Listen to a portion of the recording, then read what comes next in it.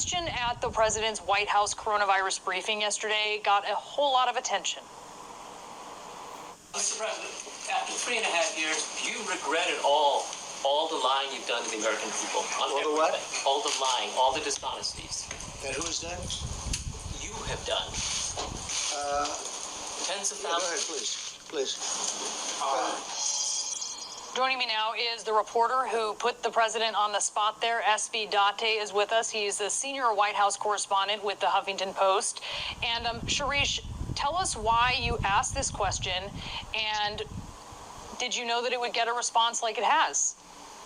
On the response part, no, I had no idea it would be taking off like it has. I've been wanting to ask him that question since his very first campaign event that I went to in New Hampshire back in 2015, and have not had the opportunity to do so until yesterday. And it seems to be like the key question of his presidency. I mean, the president says so many things that are not true, and sometimes it's not important, but sometimes, in the middle of a crisis, a pandemic, it is. And I wanted to see whether, given any reflection, given all this time, whether maybe he had some regrets about it. And apparently not. Did you think he would answer it? I wasn't sure. I mean, the easiest thing was to ignore it like he did.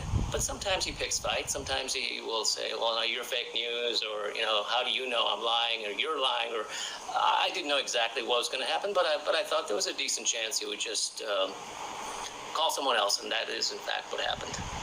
You're very aware the response has kind of illuminated the divide when it comes to people who are for the president and are against the president. People who are critical of the president championed the question that you asked. They feel very deeply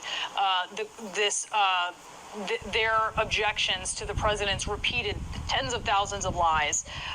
But there's also, and I assume you may be aware of this, but when it comes to the White House press corps, there's also some, I think, kind of, I don't want to say, I guess I would say criticism of the question that you asked. I spoke with a number of your colleagues over at the White House from other outlets about the question, and what I learned from them is that they respect you personally. I heard that from a lot of people.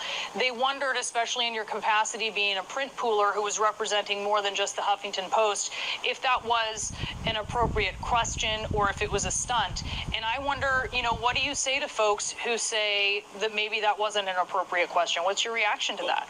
Sure. I mean, and I get that.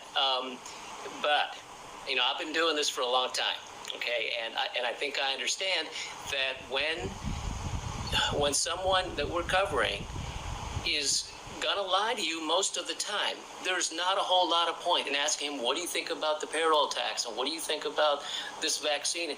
He does a lot of the time he doesn't know the answer. He'll just make something up. And the one key question that we all have, I think, is why does he do this?